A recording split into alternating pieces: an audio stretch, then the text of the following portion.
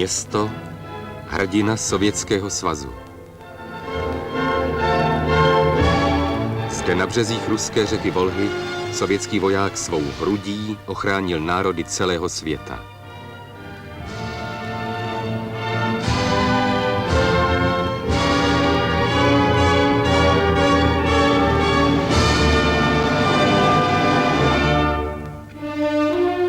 A navěky bude svět vděčný vojákům Stalingradu.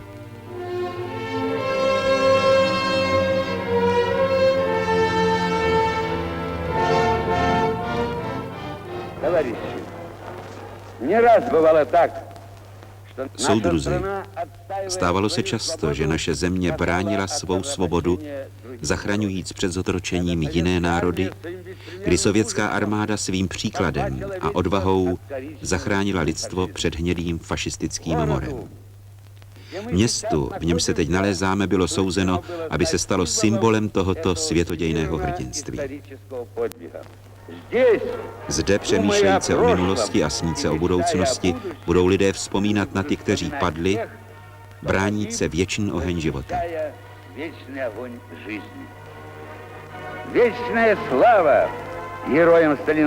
Věčná sláva hrdinům Stalingradské bitvy, živým i padlým, všem, kteří bojovali za naši sovětskou vlast.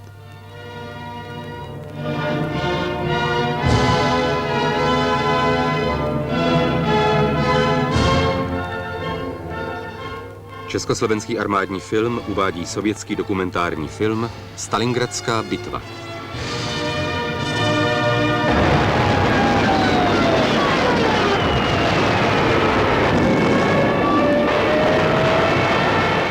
Končil první rok vlastenecké války. Porážka u Moskvy zhatila plány hitlerovských stratégů. Blesková válka zkrachovala.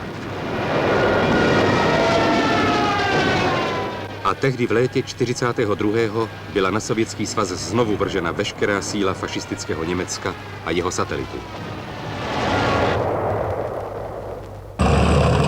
6 200 000 pozuby ozbrojených vojáků a důstojníků Wehrmachtu deptalo sovětskou zem. Hitler se chvástal před celým světem. Ruská armáda bude zničena během příštího léta. Už se neodvažovali útočit současně na několika strategických směrech. Proto zpočátku zvolili jih. Ve směrnici hitlerovského velení bylo řečeno: za zdržování činnosti skupiny armád střed provést na jižním křídle průlom na Kavkaz. K tomu byla vytvořena 3 úderná uskupení. První z prostoru Orla mělo udeřit na Voroněž a dále postupovat podél řeky Don. Druhé od Charkova na východ. Třetí z prostoru Taganrogu na Vorošilovgrad a dále dosáhnout Volhy v prostoru Stalingradu s cílem odříznout vnitrozemí od jihu. Ovládnutí Kavkazu umožní přístup k Baku, k naftě. Pak bude možné přitlačit na Turecko, zatáhnout také je do války proti bolševikům. A potom Moskva.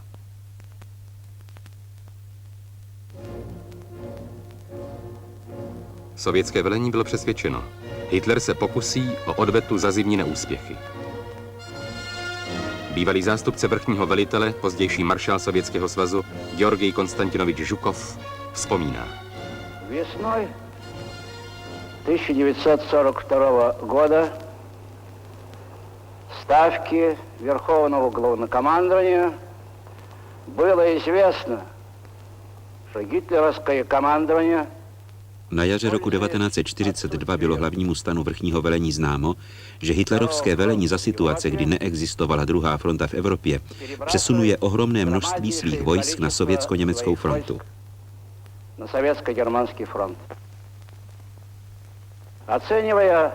Při hodnocení situace hlavní stan předpokládal, že nepřítel zřejmě rozvine svou útočnou činnost na 2 strategických směrech, na jihu země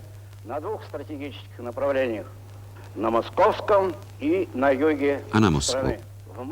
V březnu bylo v hlavním stanu rozhodnuto omezit se pro nejbližší dobu na strategickou obranu, současně však provést řadu dílčích útočných operací v prostoru Leningradu,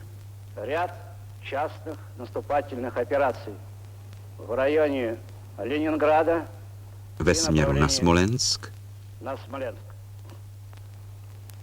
В Курско-Львовском направлении, na Kursko-Lvovském směru, v prostoru Charkova Харькова, Крыма. a В Krymu. мае-июне месяце наступательные операции советских войск постигла неудача. Особенно в V Крыму. květnu, červnu postihly útočné operace sovětských vojsk neúspěch. Sovětská vojska byla znovu vystavena krutým zkouškám. Nepřítel po zasazení velkých strategických záloh znovu převzal iniciativu do svých rukou a začal rychle postupovat k Volze a na severní Kavkaz.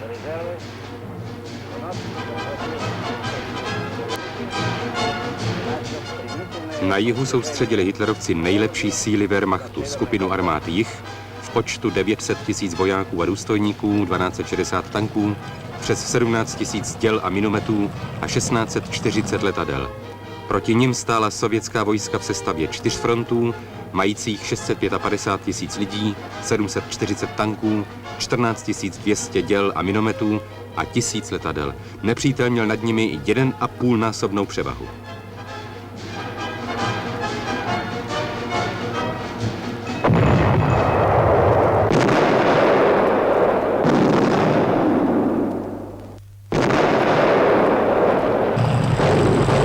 Po zahájení útoku prolomil nepřítel naši obranu a 5. července dosáhl Donu, překročil jej a zmocnil se předmostí v prostoru Voroněže. Naše fronta byla prolomena v pásmu asi 300 kilometrů a do hloubky kolem 170 kilometrů. Vzniklo nebezpečí pro týl nejen jihozápadního, ale i jižního frontu. Sovětská vojska zdržovala tankové laviny hitlerovců, síly však byly nerovné.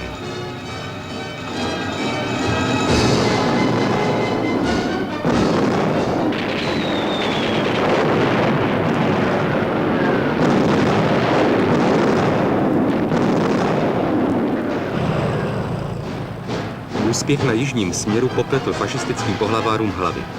Rozhodli rozvíjet útok současně na 2 směrech. 7. července bylo jižní uskupení rozděleno na 2 skupiny armád A a B. V sestavě skupiny B byly 3 polní a 1 tanková armáda. Skupina A měla také 3 polní a 1 tankovou armádu. Skupina armád A, působící na hlavním směru, útočila na Kavkaz. Skupina armád B měla dosáhnout u Stalingradu Volhy a to by znamenalo dát si podříznout Žíly. Po Volze procházela hlavní dopravní tep na jihu země. Bylo nutné odvrátit nebezpečí hlubokého průlomu nepřítele na stalingradském a kavkazském směru.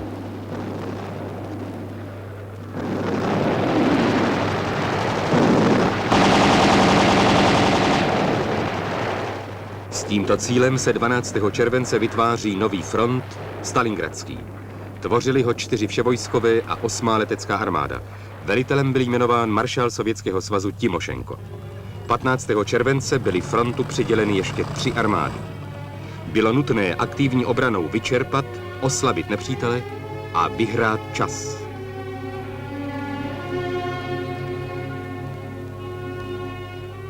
A zde na Volze ještě nebylo slyšet dělostřelectvo. Zelené kvetoucí stálo město hrdina občanské války, Stalingrad, průmyslové srdce Povolží. Stejně jako celá země v této těžké hodině žil Stalingrad frontou. Ocel, dělostřelecké náboje, kanóny. Stalingradský traktorový vyráběl tanky. Přes 200 000 obyvatel města i oblasti se pod vedením odborníků zúčastnilo výstavby obranných obvodů. Vnější obvod probíhal po řekách Berdin, Don, Myškova, 80 km od města. Střední 40 km, vnitřní 20 km a městský bezprostředně po okraji města. Celková délka obvodů činila 770 km. V nezalesněných stepích kolem Donu zaujímala vojska určené prostory.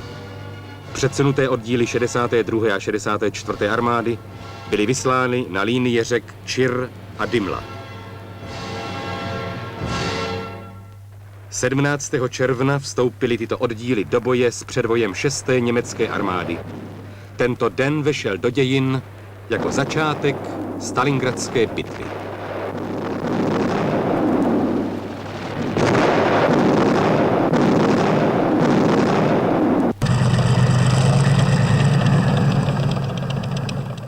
Houževnatost a vytrvalost předsunutých oddílů přinutili hitlerovce snížit tempo útoku a předčasně rozvinout část hlavních sil Paulusovy armády. Rozvíjejíc útok, 6. armáda, čítající 18 divizí, dosáhla 22. června hlavního pásma obrany a ocitla se 120 kilometrů od Stalingradu. Hotova 4. tanková armáda, působící na kavkazském směru, překonala řeku Don a obsadila předmostí v prostoru Konstantinovskaja a Cimlianskaja. Útok hitlerovců pozorně sledovali jejich japonští spojenci. Dobytí Stalingradu a Baku by umožnilo zahájit bojovou činnost proti Sovětům na Dálném východě. Ve Stalingradu chtěli být okupanti 25. července.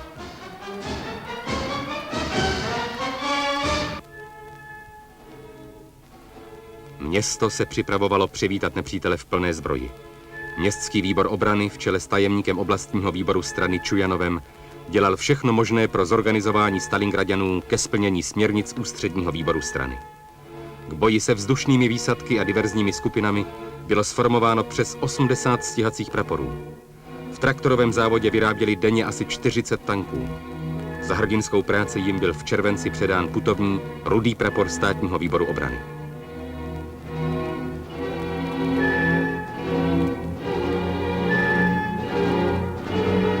Obyvatelé města i oblasti vstupovali do řad domobrany i do ilegálních partizánských skupin. Celá stalingradská země se zvedla do boje s nenáviděným nepřítelem.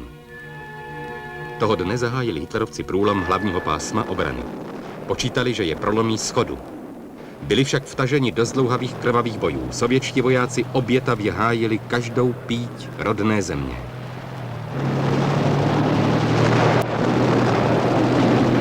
Zde je jeden z příkladů. 30 německých tanků se pokoušelo prolomit v prostoru Kleckaja naše pozice. Do cesty se jim postavili tankoborníci Petr Boloto a jeho soudruzi Samoilov, Bělikov a Alejnikov. 4 proti 30. A přece přinutili nepřítele k ústupu. V tomto boji gardoví vojáci zničili 15 fašistických tanků. Tak se rodily hrdinové stalingradské bitvy. Hitlerovci měli velké ztráty, ale úporně se drali vpřed. V prostoru Věrchně Buzinovka se jim podařilo obklíčit část svazků 62. armády a dosáhnout Donu severně Kalače. Hlavní pásmo naší obrany bylo prolomeno.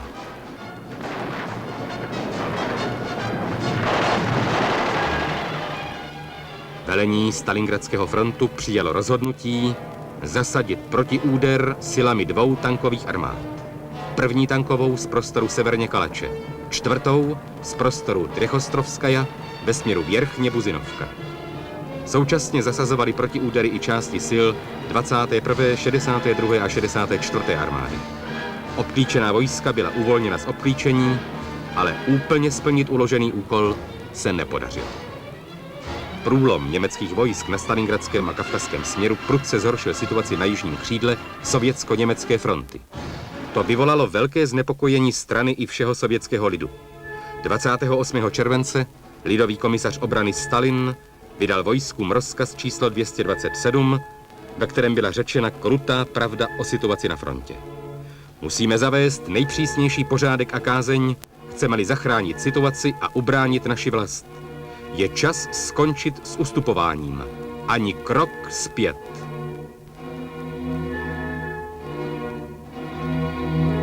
Ani krok zpět se nyní stalo heslem každého vojáka, každého velitele.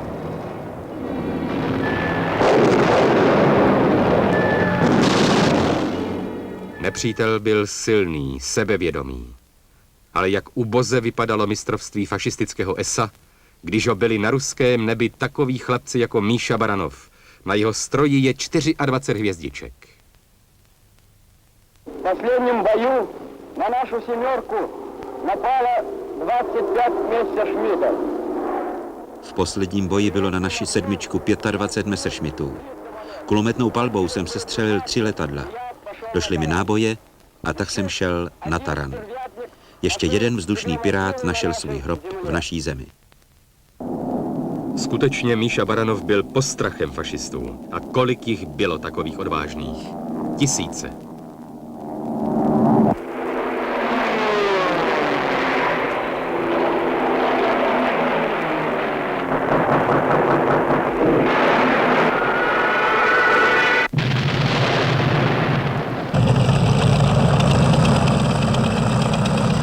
V červenci, srpnu hlavní stan vrchního velení uskutečnil řadu útočných operací na západním směru, což vyloučilo přesun nepřátelských vojsk na jih. Hitler byl nucen oslabit skupinu armád A a obrátit 4. tankovou armádu na pomoc Paulusovi. Situace u Stalingradu byla těžká. Fronta byla roztažena na 700 kilometrů. To přinutilo hlavní stan rozdělit Stalingradský front na Stalingradský a jihovýchodní.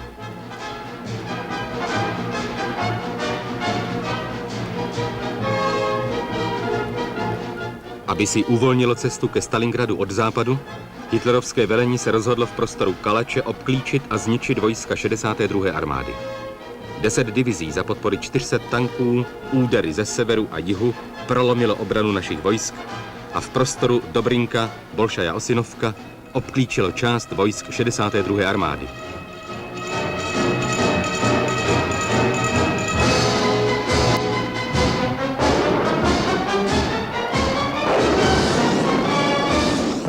Osmého dne po těžkých bojích bylo obklíčení prolomeno a svazky se přepravily na východní břeh Donu. Zde zaujali pásmo obrany na vnějším obranném obvodě. Do města bylo 80 kilometrů.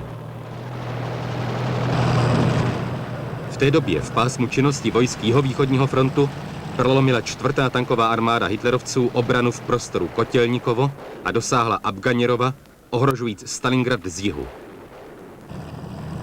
Hotově obrněné pěsti zasadila 9. srpna 64. armáda v součinnosti se svazky 57. armády a frontovým letectvem nečekaný protiúder.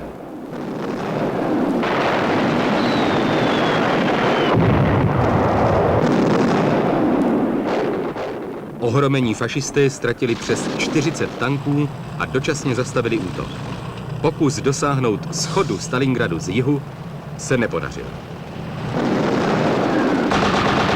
V obranných bitvách s nepřítelem na dalekých přístupech ke Stalingradu statečně bojovala vojska pod velením generála Kolpakčiho, Moskalenka, Krjučenkina, Šumilova. V těžkých dnech obranných bojů se tisíce obránců Stalingradu stávalo komunisty a komsomolci. Věrnost straně a lidu, ohromná oddanost socialismu a sovětské vlastenectví upevňovaly Rudou armádu. Velikou zásluhu o tom měla činnost vojenských rad frontů, armád a politických oddělení svazků. O vysokou bojovou a morální sílu Rudé armády se rozbíjely sebevědomé plány hitlerovců. Odpor bolševiků rozčiloval hitlerovské velení, tak se zdržet na dalekých přístupech k městu. Bylo rozhodnuto útočit současně 6. a 4. tankovou armádu. Paulusova armáda měla zasadit 2 údery ve směru Trech-Ostrovskaja a Bolšena-Batovskaja, ovládnout předmostí v Malém Ohbí Donu a dále útočit na město ze severozápadu. 4. tanková armáda z prostoru Abganěrovo útočila na Stalingrad z jihu. Situace se stávala velmi těžkou.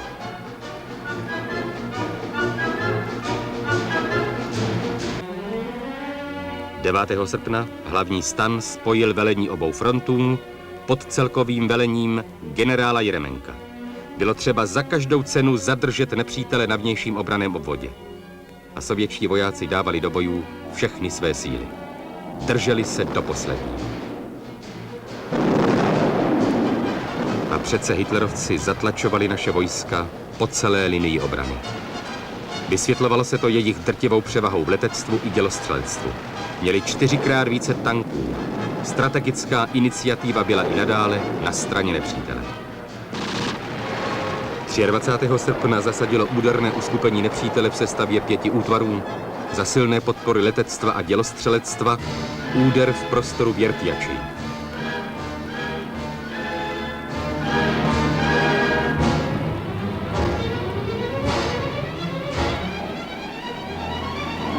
Téhož dne, po více než 2000 vzletech, změnili fašisté Stalingrad v rozvaliny.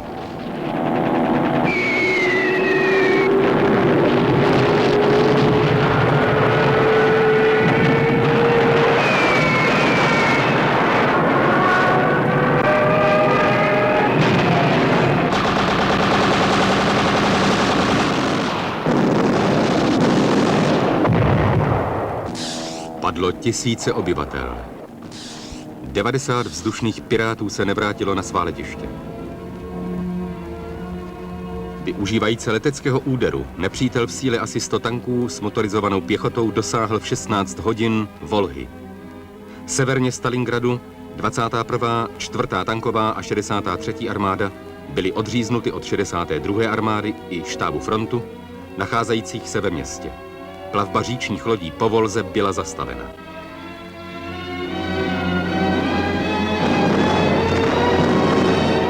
Tehdy poprvé zaznělo v rozhlase ve zprávách sovětské informační kanceláře. V течение 25 августа наши войска вели бои с противником в районах Клецкое, северо-западнее Сталинграда, северо-восточнее Každý krok k městu stál nepřítelem mnoho krve. A přece se svazkům 4. tankové armády podařilo dosáhnout zastávky Basartino a vytvořit nebezpečnou situaci. Aby se vojska 62. a 64. armády vyhnula obklíčení, odešla na vnitřní obranný obvod 20 kilometrů od Stalingradu.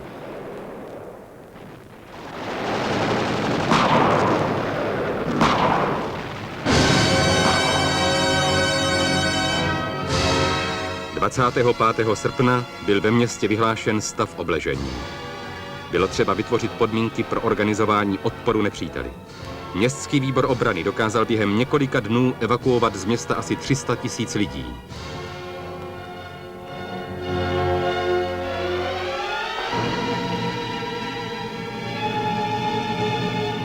Bez ohledu na ohromnou zkázu pokračovaly podniky v práci.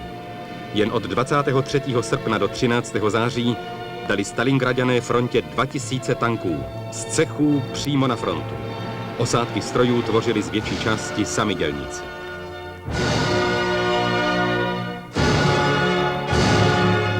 Pro zesílení obrany stalingradského prostoru podřídil hlavní stan ze své zálohy velení frontu 24., 66.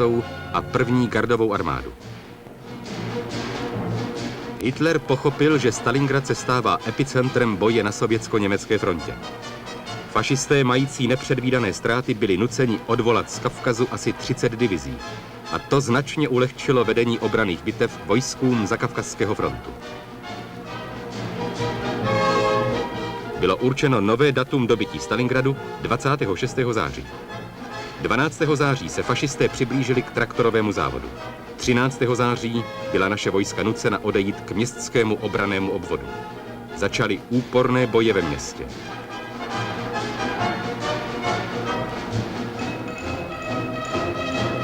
V mimořádně těžké situaci se ocitla 62. armáda generála Čujkova, bránící město.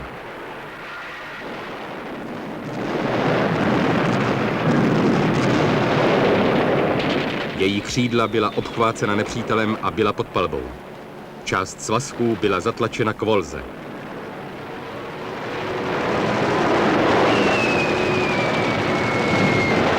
Zvlášť těžké boje probíhaly v centru města a u nádraží. Za neustálého bombardování odráželi naši vojáci zuřivý nápor hitlerovských tanků a pěchoty. Jen 15. září přecházelo nádraží 4krát z rukou do rukou, ale zůstalo naše.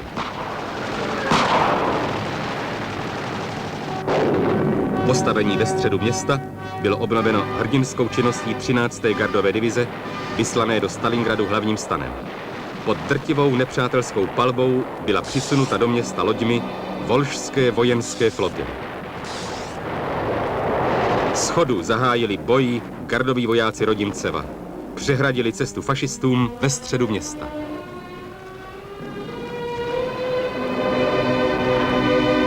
Ale jižněji, na styku se 64. armádou, se hitlerovcům přece jen podařilo dostat k Volze a zachytit se břehu. A v těchto dnech proběhla v Moskvě důležitá porada v hlavním stanu za účasti náčelníka generálního štábu Vasilevského a zástupce vrchního velitele Žukova, kde bylo rozhodnuto. Приступить немедленно к подготовке крупной контрнаступательной операции. Нанести мощный удар. Zahájit ihned přípravu velké protiútočné operace, zasadit silný úder v prostoru Stalingradu, aby se to projevilo na celé strategické situaci, celkově na jihu naší země. Hlavní úder je třeba zasadit na křídlech stalingradského uskupení, tam, kde jsou rozmístěna rumunská vojska, která se nevyznačují zvláštní bojeschopností. Je třeba říci, že v měsíci říjnu jsme dokončovali formování velkých vševojskových, tankových a leteckých svazků. Заканчивалось формирование крупных общевойсковых, танковых и авиационных соединений. Podzim roku 1942. Náš průmysl díky hrdinské práci sovětských lidí vyráběl stále více tanků a nejmodernějších letadel.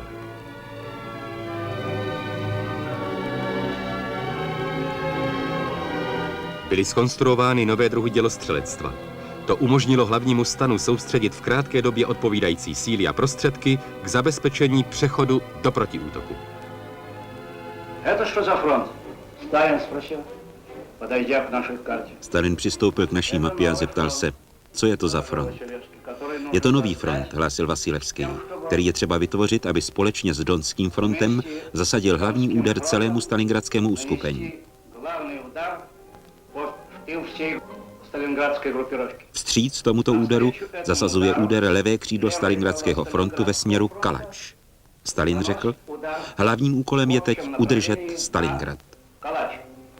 Stalin говорит, главная задача сейчас удержать Сталинград. Вскоре товарищ Жуков и я вновь направились. Brzy potom soudruh Žukov a já jsme se znovu vydali do Stalingradu. Tentokrát nám bylo uloženo seznámit se se zámyslem hlavního stanu vojenské rady frontu. –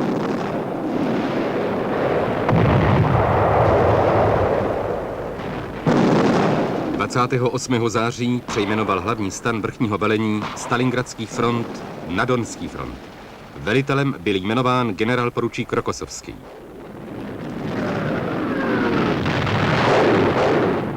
Jihovýchodní byl přejmenován na Stalingradský pod velením generála Jeremenka. K posílení 62. armády jí byly v září předány svazky Gorišného, Baťuka a později Ljudnikova. Obránci Stalingradu se pevně usadili v sutinách města. V těchto bitvách se rodila taktika vedení pouličních bojů. Co o tom říká maršál Sovětského svazu Vasilij Ivanovič Čujkov? Сражение за центр города продолжалось до конца сентября.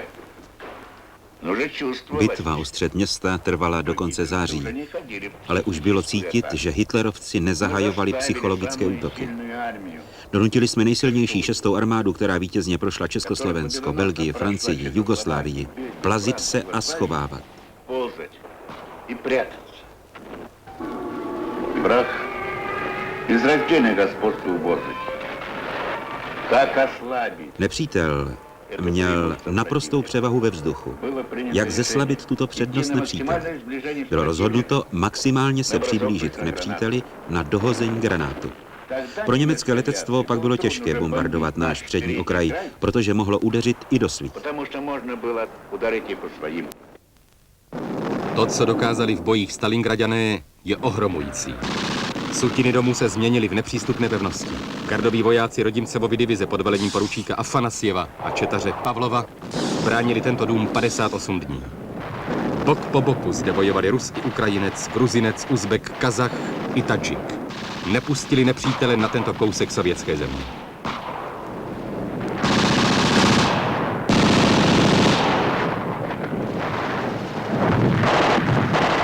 Zrodilo se tisíce hrdinů. Stalingradským dankem se stal Michail Panikacho. Střela pronikla láhví s hořlavinou, kterou držel v ruce. Hořící člověk se vrhl na fašistický tank a zapálil jej. Spojař Putilov měl prostřílené ruce, krvácel. Do svých zubů stiskl přerušené vedení a tak obnovil spojení.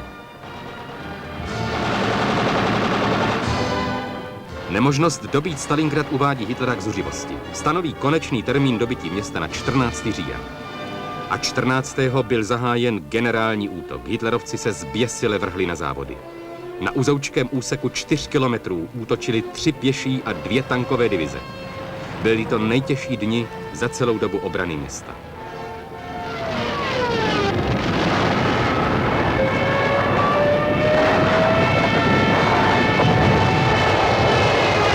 Naše vojska byla přitisknuta k samému břehu Volhy, ale zlomit Stalingraďany se nepříteli nepodařilo.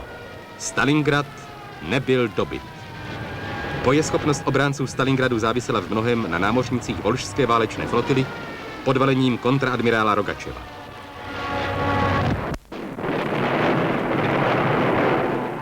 Za neustálé nepřátelské palby udržovali námořníci spojení s levým břehem. Přepravovali doplňky, techniku, munici, potraviny. Odváželi ze Stalingradu raněné. Generální útok nakonec vyčerpal Paulusovu armádu. Nepřítel už nebyl schopen udělat ani krok vpřed. Postrachem fašistů se stali sovětští odstřelovači. Jen v 62. armádě jich bylo přes 400.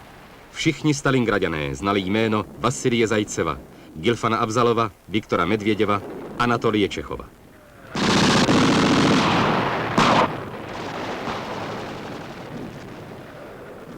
В районе Сталинграда наши войска вели ожесточенные бои. Снайпер Василий Зайцев, уничтоживший на улицах Сталинграда 110 немцев, сказал: «Нам на левый берег Волги пути нет. Мы будем нещадно истреблять фашистов. Назад не пойдем, только вперед». Tato slova se stala součástí přísahy Stalingraďanů v předvečer 25. výročí Velkého října. Bojujeme nejen za Stalingrad, bráníme všechno to, co je nám drahé, bez čeho nemůžeme žít. Tento dopis podepsalo tisíce obránců města. A Stalingraďané přísahu splnili. V bojích o město projevili bezmeznou chrabrost, vytrvalost a odvahu gardoví vojáci generála Rodimceva.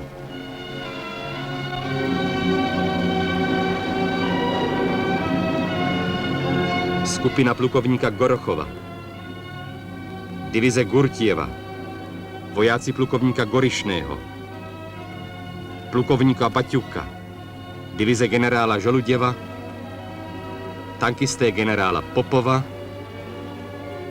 divize plukovníka Ljudníkova. Průběh Stalingradské bitvy pozorně sledoval hlavní stan a dospěl k závěru. Nastal čas k přechodu do protiútoku. V polovině listopadu Paulusovo uskupení vyčerpalo s konečnou platností své útočné možnosti a začalo přecházet do obrany. První období Stalingradské bitvy, obranné období, končí.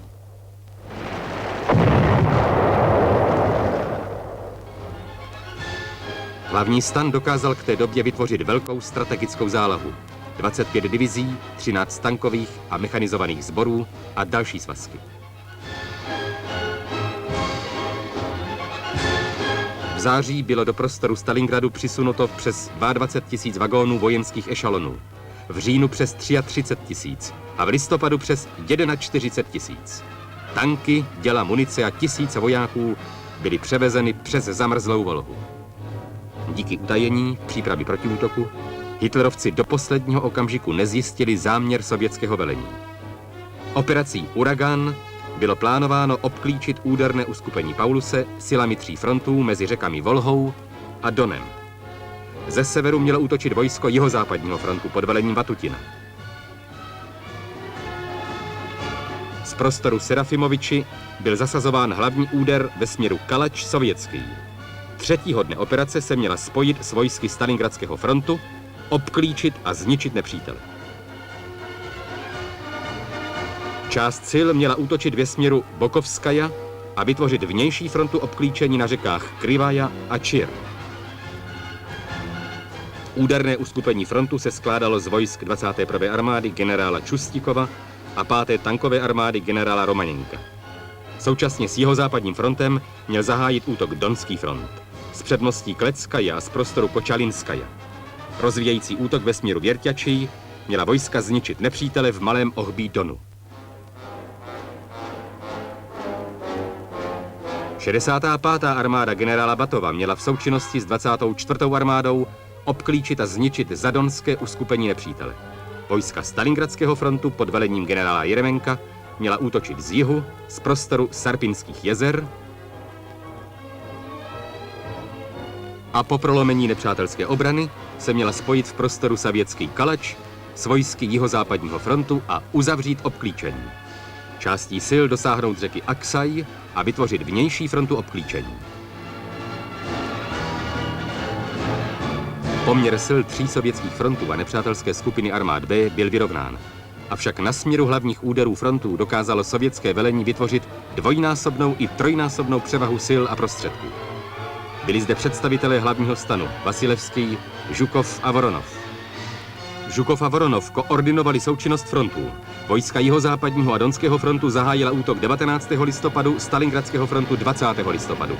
Hodina od Platy nadešla. Ráno 19. listopadu zdrcující salva ohlásila začátek útoku.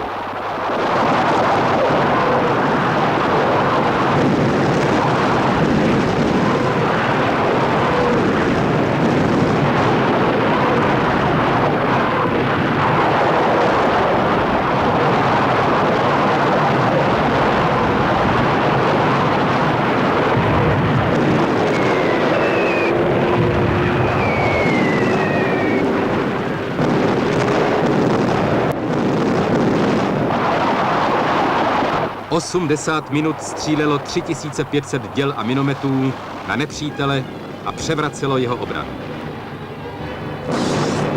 Hned za palebnou smrští se drali tanky a pěchota.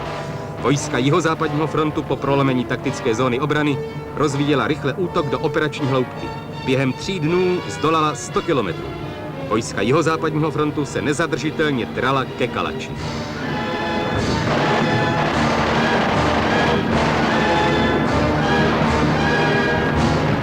Z jihu jim rychle postupovala vstříc vojska Stalingradského frontu. Nepřítel kladl zoufalý odpor. Sovětská vojska však byla protchnuta vůlí zvítězit.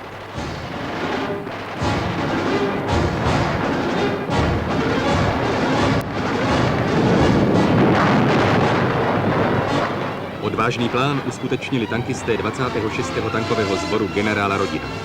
Předsunutý odřad podplukovníka Filipova směřoval velkou rychlostí na Kalač. Hitlerovci je považovali za své, pak se vzpamatovali. Tankisté schodu ovládli v tomto prostoru jediný most přes Don. Rozpoutal se krutý boj.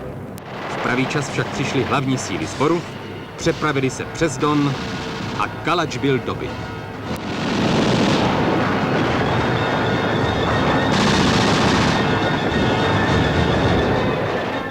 23. listopadu se spojila v prostoru Kalač a sovětské vojska jihozápadního a Stalingradského frontu. Elitní vojska Hitlerova byla pevně uzavřena v ocelovém kruhu. Ve skvěle provedené operaci Uragan se zvlášť vyznamenala vojska pod velením velitele armády Čistjakova, Volského,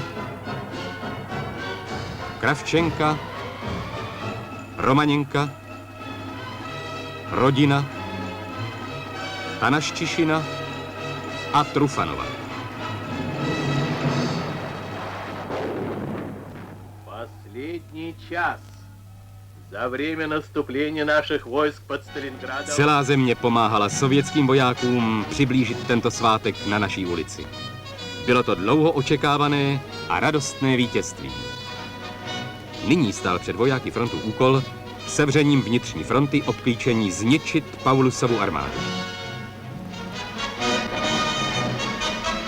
Současně zahnat na maximální vzdálenost nepřátelská vojska na západ a vytvořit souvislou vnější frontu obklíčení. Likvidace obklíčeného uskupení byla uložena Donskému a Stalingradskému frontu.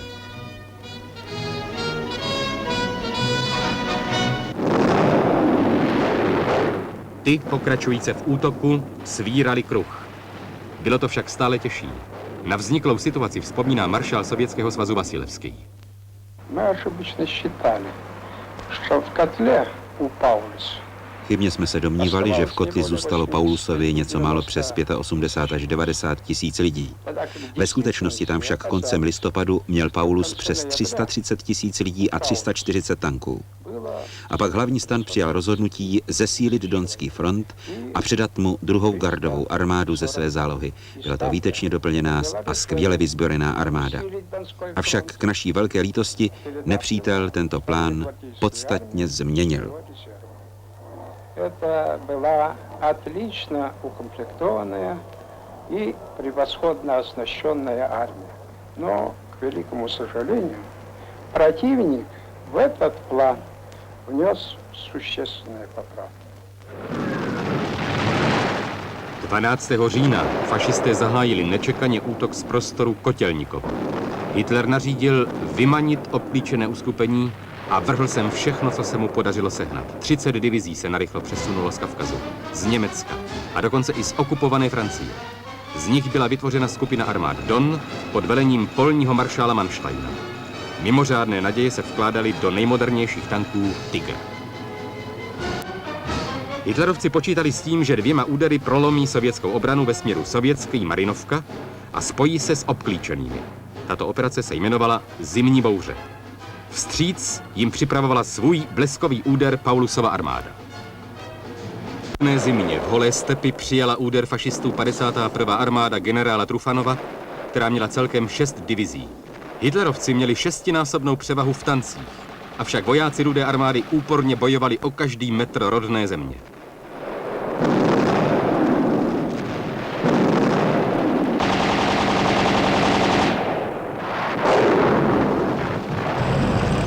Nepříteli se přece jen podařilo přiblížit se k obklíčenému uskupení na vzdálenost 40 kilometrů.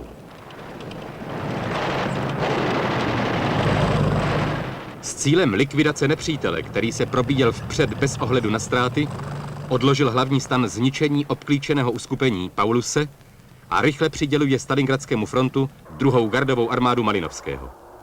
Za krutého mrazu se gardoví vojáci přesunovali rychlostí 40 až 50 kilometrů za 24 hodin. Střetli se s nepřítelem u říčky Miškova.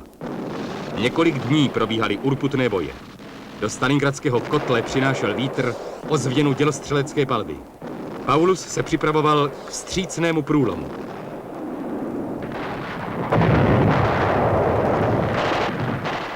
Došlo však k tomu, že Manstein musel usilovně přemýšlet, jak zachránit vlastní uskupení. V té době, kdy tankový klín hitlerovců mířil k Paulusovi, připravovala se vojska jihozápadního a levého křídla Voroněžského frontu ke zničení nepřítele na středním Donu. Za této situace mění hlavní stan směr útoku na jihovýchod do týlu Tormosinského uskupení.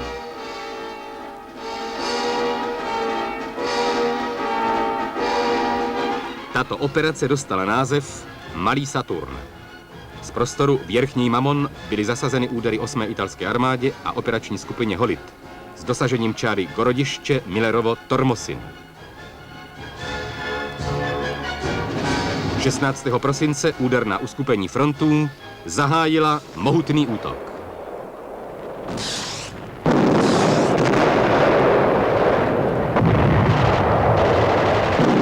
Zpomalil se průlom obrany hitlerovců, ale zasazením tankových svazků do bitvy začala naše vojska drtit Mansteinova vojska.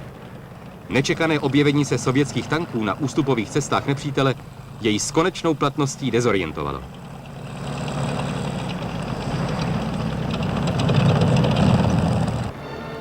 Za ohromných ztrát ustupovali hitlerovci urychleně na západ.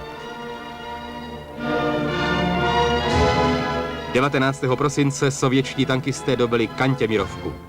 20. prosince vojska jihozápadního frontu vstoupila na území Vorošilovgradské oblasti a zahájila osvobozování Ukrajiny. Tankisté 24. sboru generála Baranova udeřili ze 3 stran a dobyli stanici Tacimskaja, která byla v hlubokém týlu nepřítele. Přetěli železniční trať Lichaj a Stalingrad.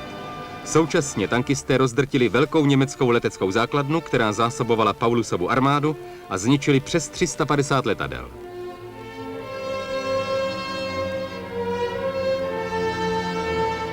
24. prosince 2. gardová armáda a 51. armáda Stalingradského frontu zasazují ve směru Kotělníkovo zdrcující úder.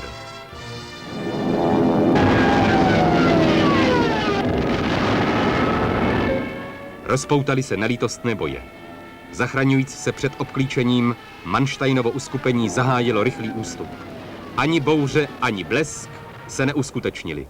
Paulus zůstal v kotli a byl odsouzen ke zkáze. 29. prosince osvobodila sovětská vojska město Kotělnikovo. Po úspěšném útoku postoupila naše vojska o 200 až 250 kilometrů. Bylo osvobozeno přes 1000 obydlených míst. Při uskutečnění operace Malý Saturn a zničení kotělnikovského uskupení se výrazně projevilo nadání dnes známých vojevůdců Malinovského, Rotmistrova, Leljušenka, Badanova. Rozdrcení Manštajnova uskupení otevřelo před sovětskými vojsky velké možnosti k rozvíjení strategického útoku na celém jižním křídle sovětsko-německé fronty od Voroněže až po Černé moře. 1. ledna 1943 byl zahájen rozsáhlý útok vojsk jihozápadního a jižního frontu na Voršlovgradském směru. 3. ledna zahájila v součinnosti s vojsky jižního frontu útok i vojska Zakavkavského frontu na Stavropolském a Krasnodarském směru. V zájmu rozvíjení všeobecného strategického útoku bylo třeba co nejrychleji skoncovat s Paulusovou armádou a tím uvolnit sovětská vojska bojující u Stalingradu. S cílem nedopustit zásobování obklíčeného uskupení byla organizována vzdušná blokáda pod vedením generála Novikova. Němci vrhli ke Stalingradu všechno. Zastavili leteckou dopravu na linkách Berlín-Paříž, Berlín-Řím. Göring sliboval vůdci, že vytvoří letecký most. Nejlepší letci říše přiletěli ke Stalingradu. Na počátku měli letiště a přistávací plochy v kotli.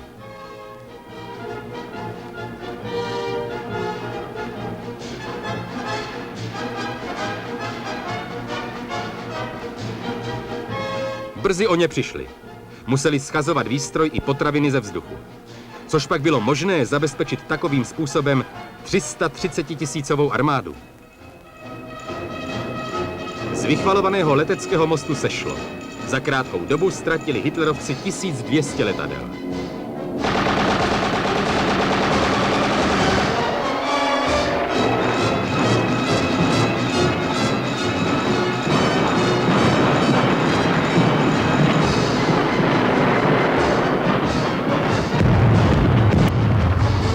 Ve vzdušné blokádě sehráli ohromnou úlohu letci 8. letecké armády generála Chrujukina a 16. letecké armády generála Ruděnka. Zničení obklíčeného Paulusova uskupení bylo uloženo Donskému frontu, do jehož sestavy byly začleněny 62., 64. a 57. armáda Stalingradského frontu. Operaci Kruh připravoval velitel frontu Rokosovský, náčelník štábu Malinin, velitel dělostřelectva Kazakov a představitel hlavního stanu generál Voronov. Нам надо было, помните, заменить ту ударную силу, хотя бы создать что-нибудь вроде этого после ухода Малиновского армии. Museli jsme nahradit tu údernou sílu nebo vytvořit něco podobného po odchodu armády Malinovského. Bylo rozhodnuto vytvořit údernou pěst z 65. a 21. armády na úzké frontě. Mělo se znovu pokračovat v realizaci našeho záměru. Rozdělit nepřítele na dvě poloviny mohutným úderem ze západu na východ a skoncovat pak jednotlivě s každou z těchto skupin. Nepřítel byl velmi silný, měl mnoho tanků, byl dobře vyzbrojen a není pravda, že vypadal tak uboze, aby se nám vzdával do zajetí. O konečném výsledku operace nebylo pochyb, ale aby se zamezilo zbytečnému krveprolití, navrhlo sovětské velení zastavení nesmyslného odporu. První pokus vyslat 8. ledna parlamentáře se nepodařil. Byla po nich zahájena palba.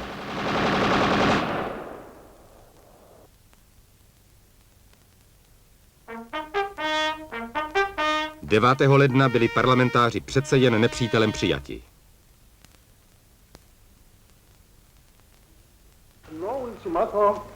Paulus však ultimátum nepřijal. Tím jsme v podstatě dostali právo k tomu, abychom už, jak se říká,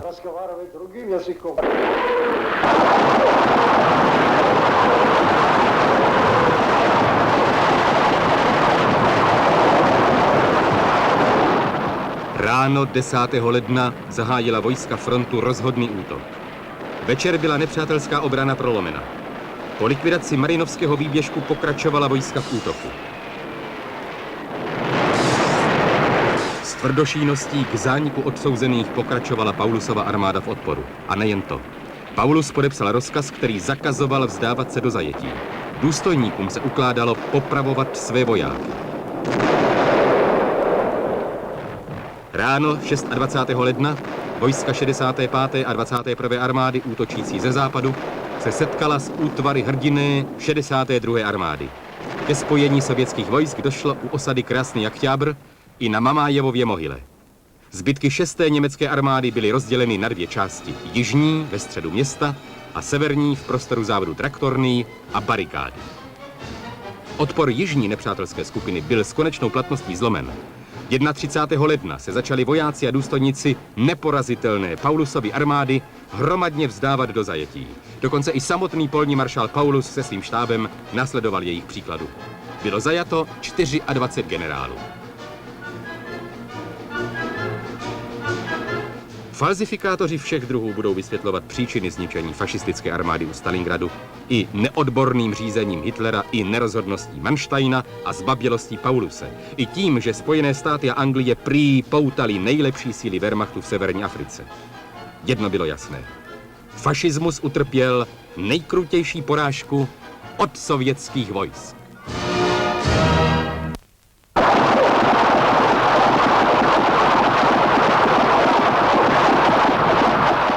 2. února 1943 zastavila odpor i severní skupina hitlerovců. Největší bitva, trvající přes 6 měsíců, skončila naprostým vítězstvím Rudé armády.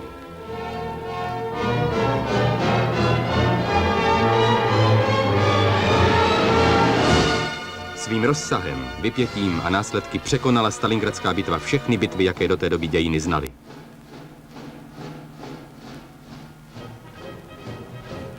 Fašistické Německo zde ztratilo na 1,5 milionu padlých, raněných a zajatých.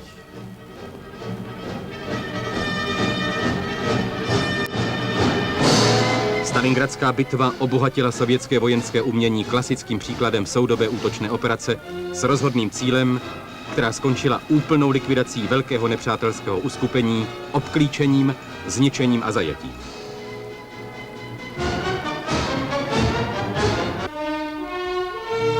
Vítězství našich vojsk u Stalingradu bylo začátkem zásadního přelomu jak v průběhu Velké vlastenecké války, tak i celé druhé světové války.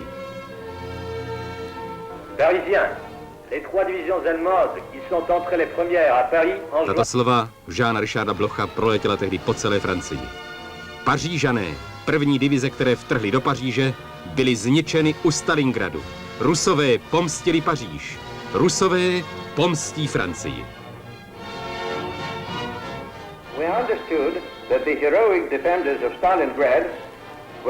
Věděli jsme, že hrdinové Stalingradu bojují nejen za Rusko, ale i za celou Evropu, sténající pod nacistickým jihem, i za nás Angličany, napsal Angličan Richard Squires.